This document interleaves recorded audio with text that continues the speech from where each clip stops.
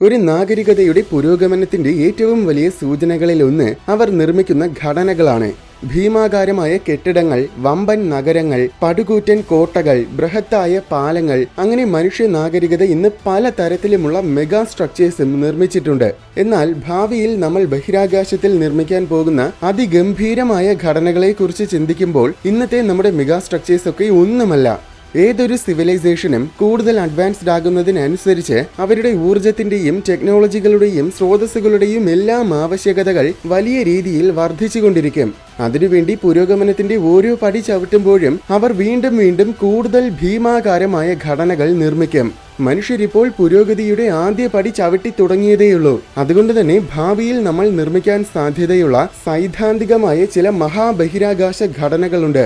അത്ഭുതത്തിന്റെയും ആശ്ചര്യത്തിന്റെയും മുൾമുനയിൽ നിർത്തുന്നതിലുപരി നമ്മെ ചിന്തിക്കാനും അതിനനുസരിച്ച് പ്രവർത്തിക്കാനും സഹായിക്കുന്ന ആശയങ്ങളാണിവ. അതിൽ ചില ആശയങ്ങൾ ശരിക്കും ഭ്രാന്തമാണ്.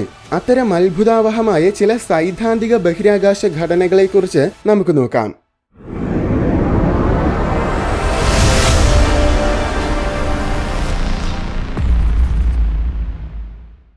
ഏവർക്കും സുപരിചിതമായ ഒരു ആശയമാണ് ഡൈസൺ സ്ഫിയർ. സൂര്യന് ചുറ്റും വലിയ ഷെൽ നിർമ്മിച്ച് സൂര്യന്റെ ഊർജം നേരിട്ട് ശേഖരിക്കുന്ന വളരെ വലിയൊരു ഘടനയാണ് ഡൈസൺ സ്ഫിയർ.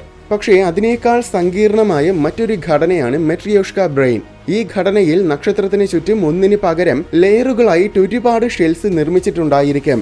ഒന്നാമത്തെ ലെയർ ശേഖരിക്കുന്ന ഊർജം നല്ലൊരു ശതമാനവും താപനിലയുടെ രൂപത്തിൽ വേസ്റ്റ് ആയി പോകും. ആ ഊർജത്തിനെ രണ്ടാമത്തെ ലെയർ ശേഖരിക്കും. അങ്ങനെ ഓരോ ലെയറും മുന്നിലത്തെ ലെയറിൽ നിന്നും പാഴാകുന്ന ഊർജം ശേഖരിച്ചെടുക്കും. അനന്തരഫലമായി 1% ഊർജം പോലും പാഴാക്കാതെ സൂര്യന്റെ ഊർജം മുഴുവനായും ശേഖരിക്കാൻ ഈ ഘടനയ്ക്ക് കഴിയും. എത്രത്തോളം കൂടുതൽ ഷെൽസ് ഉണ്ടോ അത്രത്തോളം എഫിഷ്യന്റ് ആയിരിക്കും ഇത്. ഏറ്റവും ഉള്ളിലെ ഷെൽസിനൊക്കെ നക്ഷത്രത്തിന്റെ അത്രത്തോളം താപനില ഉണ്ടായിരിക്കും. അകലുന്നതിനനുസരിച്ച് താപനില കുറയും. ഏറ്റവും പുറത്തുള്ള ഷെല്ലുകൾക്ക് സ്പേസിന്റെ അത്ര തന്നെ താപനിലയെ ഉണ്ടായിരിക്കുകയുള്ളൂ.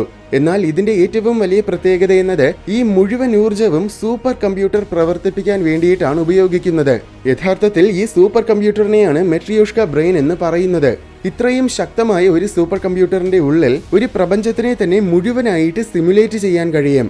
ഒരുപക്ഷെ ഡിജിറ്റൽ രൂപത്തിലേക്ക് മാറുന്ന പുരോഗമന സമൂഹത്തിന് ഒരു മെട്രിയോഷ്ക ബ്രെയിൻ വളരെ ഉപയോഗപ്രദമായിരിക്കും. സംഭവം നല്ലൊരാശയമാണെങ്കിലും ഒന്ന് ചിന്തിച്ചാൽ ഇതൊട്ടും തന്നെ പ്രായോഗികമല്ല.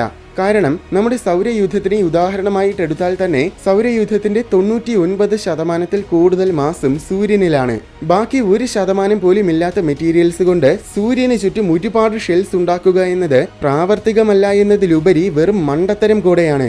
എന്തെന്നാൽ അത്രയും പുരോഗമിച്ച ഒരു സമൂഹത്തിന് ഇത്രയും കഷ്ടപ്പെട്ട് നക്ഷത്രത്തിന് ചുറ്റും ഷെൽസ് നിർമ്മിക്കുന്നതിനേക്കാൾ മറ്റൊരു നക്ഷത്രത്തിലോട്ട് പോകുന്നതാണ് എന്തുകൊണ്ടും ഒരുപാട് എളുപ്പം. എന്തായാലും ചിലപ്പോൾ നമ്മുടെ പ്രപഞ്ചം ഏതെങ്കിലും ഏലിയൻസിന്റെ മെട്രിയോഷ്ക ബ്രെയിനിനുള്ളിലായിരിക്കുമോ? ഡൈസൺ സ്ഫിയറും മെട്രിയോഷ്ക ബ്രെയിനും ഒക്കെ നിർമ്മിക്കുക എന്നത് വളരെ പ്രയാസമുള്ള കാര്യമാണ്. അതുകൊണ്ട് നമുക്ക് നേരെ ബ്ലാക്ക് ഹോളിലോട്ട് പോകാം. എന്നിട്ട് അതിനു ചുറ്റും ഒരു വലിയ ഗ്രഹം നിർമ്മിക്കാം. അതാകുമ്പോൾ നല്ല എളുപ്പമായിരിക്കും.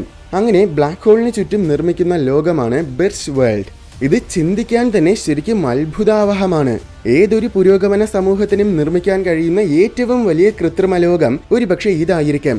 സാധാരണ ബ്ലാക്ക് ഹോളിന് ചുറ്റുമല്ല ഇത് നിർമ്മിക്കുന്നത്, മറിച്ച് ഗാലക്സികളുടെ മധ്യഭാഗത്ത് കാണപ്പെടുന്ന സൂപ്പർ മാസീവ് ബ്ലാക്ക് ഹോളിന് ചുറ്റുമാണ് നിർമ്മിക്കുന്നത്. ഇത്തരം ബ്ലാക്ക് ഹോളുകൾക്ക് നമ്മുടെ സൂര്യന്റെ പല ദശലക്ഷക്കണക്കിന് മുതൽ പല 1000 കോടി മടങ്ങ് വരെ മാസ് ഉണ്ടായിരിക്കും. നമ്മുടെ ഗാലക്സിയുടെ super massive black ഹോളായ Sagittarius A സ്റ്റാറിന് ചുറ്റുമാണ് നിർമ്മിക്കുന്നതെങ്കിൽ ഈ ലോകത്തിന് ഏകദേശം 1 പ്രകാശവർഷം വ്യാസമുണ്ടായിരിക്കും. 1 പ്രകാശവർഷം വ്യാസമുള്ള ലോകം. ഇത്രയും വലിപ്പമുള്ളതിനാൽ ഭൂമിക്ക് സമാനമായ ഗ്രാവിറ്റി ആയിരിക്കും ഇതിന്റെ ഉപരിതലത്തിൽ അനുഭവപ്പെടുന്നത്. ഏറ്റവും കുറഞ്ഞത് ടൈപ്പ് 3 തലത്തിലെങ്കിലും എത്തിയ ഒരു പുരോഗമന സമൂഹത്തിന് മാത്രമേ ഇത്തരം ഒരു ഘടന നിർമ്മിക്കാൻ കഴിയുകയുള്ളൂ. ഭൂമിയുടെ പല ലക്ഷം കോടി മടങ്ങ് വിസ്തീർണത ഈ ലോകത്തിന്റെ ഉപരിതലത്തിനുണ്ടായിരിക്കും. നമ്മുടെ ഗാലക്സിയിലുള്ള സകല റോക്കി പ്ലാനറ്റുകളെയും ഒരുമിച്ച് നോക്കിയാൽ പോലും ഇത്രയും വിസ്തീർണതയുണ്ടായിരിക്കില്ല. അപ്പോൾ മിൽക്കി വേയിലുള്ള സകല ജീവികൾക്കും ഈ ഒരൊറ്റ ലോകം തന്നെ ധാരാളമാണ്. പക്ഷെ ഈ പറഞ്ഞത് വെറും ഒരു ഷെല്ലിന്റെ കാര്യമാണ്. ഇതുപോലെ നിരവധി ഷെല്ലുകൾ ഈ ബ്ലാക്ക് ഹോളിന് ചുറ്റും നിർമ്മിക്കാം. അതുപോലെ മറ്റ് സൂപ്പർ മാസീവ് ബ്ലാക്ക് ഹോൾസുമായിട്ട് താരതമ്യം ചെയ്യുമ്പോൾ സജിറ്റേരിയസ് എ സ്റ്റാർ യഥാർത്ഥത്തിൽ ചെറുതാണ്. പ്രപഞ്ചത്തിലെ ഏറ്റവും വലിയ സൂപ്പർമാസീവ് ബ്ലാക്ക് ഹോളിന് ചുറ്റും ബിർച്ച് വേൾഡ് നിർമ്മിച്ചാൽ അതിന്റെ ഉപരിതലത്തിന് ചിലപ്പോൾ ഈ ദൃശ്യ പ്രപഞ്ചത്തിലെ സകല റോക്കി പ്ലാനറ്റുകളെക്കാൾ വിസ്തീർണതയുണ്ടായിരിക്കാം. പ്രപഞ്ചത്തിന്റെ അവസാന കാലഘട്ടത്തിൽ ഇത്തരം ബിർച്ച് വേൾഡുകൾ തീർച്ചയായും അനിവാര്യമാണ്. ഭൂമിയിൽ നിന്നും എപ്പോഴും റോക്കറ്റുകൾ വിക്ഷേപിക്കുക എന്നത് വളരെ ബുദ്ധിമുട്ടുള്ളതും ചിലവ് കൂടിയതുമായ കാര്യമാണ്. അതിനേക്കാൾ നല്ലത് സ്പേസിലോട്ടൊരു എലിവേറ്റർ വയ്ക്കുന്നതാണ്. അതാണ് സ്പേസ് എലിവേറ്റർ. ഇതിന്റെ ആശയം വളരെ നിസ്സാരമാണ്. സ്പേസിൽ ഒരു വലിയ സ്റ്റേഷൻ സ്ഥാപിക്കുക, എന്നിട്ട് അതിനെ ഒരു ശക്തമായ കേബിൾ ഉപയോഗിച്ച് ഭൂമിയുടെ ഉപരിതലവുമായിട്ട് ബന്ധിപ്പിക്കുക. അപ്പോൾ റോക്കറ്റുകൾ വിക്ഷേപിക്കുന്നതിന് പകരം ഈ കേബിളിലൂടെ മുകളിലത്തെ സ്പേസ് സ്റ്റേഷനിലെത്താം. ഈ സ്പേസ് സ്റ്റേഷൻ ജിയോ സ്റ്റേഷനറി ഓർബിറ്റിനും അപ്പുറത്തായിരിക്കാം. അതായത് ഭൂമിയുടെ ഉപരിതലത്തിൽ നിന്നും ഏകദേശം 36,000 കിലോമീറ്ററുകൾക്ക് അകലെ. അതാകുമ്പോൾ മുകളിലത്തെ സെൻട്രിഫ്യൂഗൽ ഫോഴ്സും താഴത്തെ ഗ്രാവിറ്റിയും തമ്മിൽ ബാലൻസ് ചെയ്യപ്പെടുന്ന ടെൻഷൻ കാരണം ഈ കേബിൾ ദൃഢമായി ഒരേ സ്ഥാനത്തിൽ തന്നെ നിലനിൽക്കും. എന്തായാലും ഇത് നിലവിൽ ഒട്ടും തന്നെ പ്രാവർത്തികമല്ല. ഒന്നാമത്തെ പ്രശ്നം, സ്പേസ് എലിവേറ്റർ നിർമ്മിക്കാൻ മാത്രം ശക്തമായ ഒരു പദാർത്ഥവും നിലവിൽ നമുക്കില്ല. നിരവധി പദാർത്ഥങ്ങളുണ്ട്, പക്ഷെ അതൊക്കെ ലാബുകളിലാണ് നിർമ്മിച്ചിട്ടുള്ളത്. അല്ലാതെ ഇങ്ങനെ ഒരു എലിവേറ്റർ നിർമ്മിക്കാൻ കഴിയുന്ന അളവിലില്ല. രണ്ടാമത്തെ പ്രശ്നം സ്പേസ് ഡിബ്രീസ് ആണ്. സാറ്റലൈറ്റുകൾ, റോക്കറ്റുകളുടെ അവശിഷ്ടങ്ങൾ, ചെറിയ പാറക്കഷ്ണങ്ങൾ, അങ്ങനെ ഭൂമിക്ക് ചുറ്റും ജിയോ സ്റ്റേഷനറി ഓർബിറ്റിനുള്ളിൽ ധാരാളം വസ്തുക്കളുണ്ട്. ഈ വസ്തുക്കളെല്ലാം സ്വാഭാവികമായും സ്പേസ് എലിവേറ്ററിന്റെ കേബിളിൽ വന്നിടിക്കും.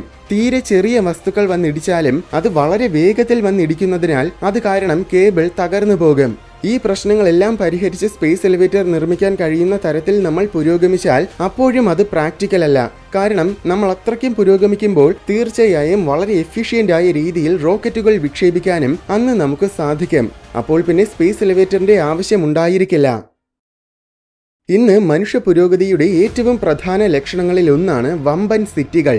ഈ സിറ്റികളൊക്കെ കാണുമ്പോൾ ഭൂമിയിൽ ഇനി സിറ്റികൾ മൂടപ്പെടാത്ത കുറച്ച് സ്ഥലം മാത്രമേ ബാക്കി ഉണ്ടായിരിക്കുകയുള്ളൂവെന്ന് തോന്നും.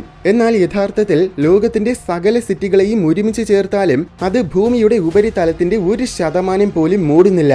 പക്ഷേ നമ്മൾ നിരന്തരം വികസിച്ചുകൊണ്ടിരിക്കുകയാണ്.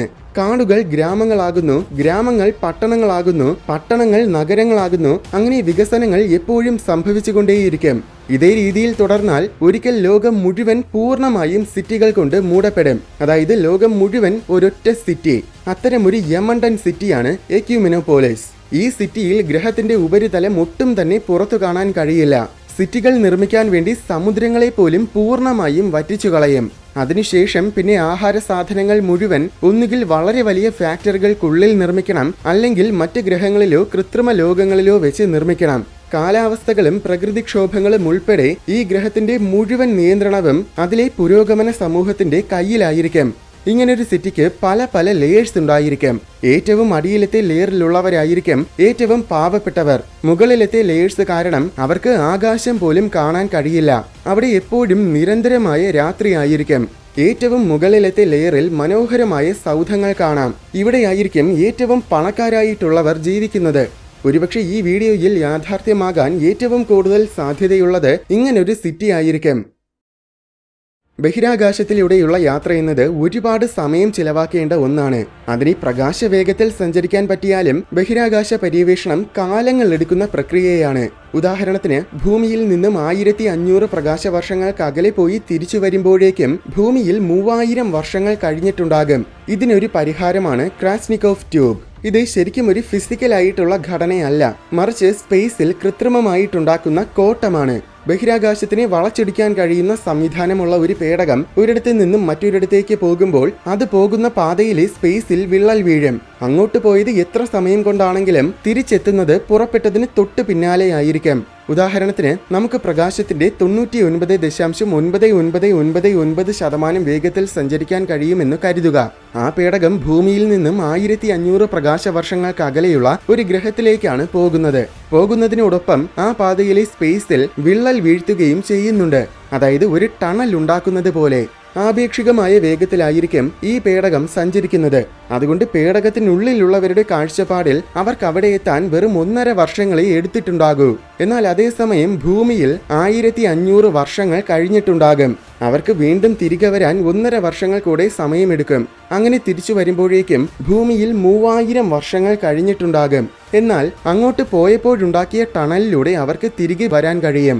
ആ യാത്രയും വീണ്ടും 1.5 വർഷം സമയമെടുക്കും. പക്ഷേ ടണലിലൂടെ തിരികെ വരുമ്പോൾ ഭൂമിയിലാകെ 3 വർഷങ്ങളെ കഴിഞ്ഞിട്ടുണ്ടാകൂ. കേൾക്കുമ്പോൾ ഇത് വേം ഹോളുമായിട്ട് സാമ്യത തോന്നും. പക്ഷേ വേം ഹോൾ എന്നത് ഇൻസ്റ്റന്റ് ആയിട്ട് യാത്ര ചെയ്യുന്ന സംവിധാനമാണ്.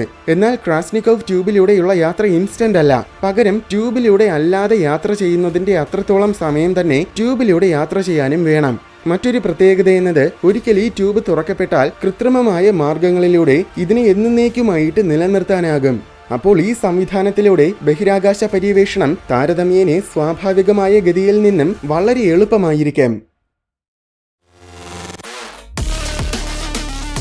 വീഡിയോ ഇഷ്ടമായെങ്കിൽ ലൈക്ക് ചെയ്യണമെന്നും ഇതുപോലെ കൗതുകവും വിജ്ഞാനവും നിറഞ്ഞ കൂടുതൽ വീഡിയോസ് കാണാനായിട്ട് ഈ ചാനൽ മറക്കാതെ സബ്സ്ക്രൈബ് ചെയ്യണമെന്നും ഓർമ്മിപ്പിക്കുന്നു.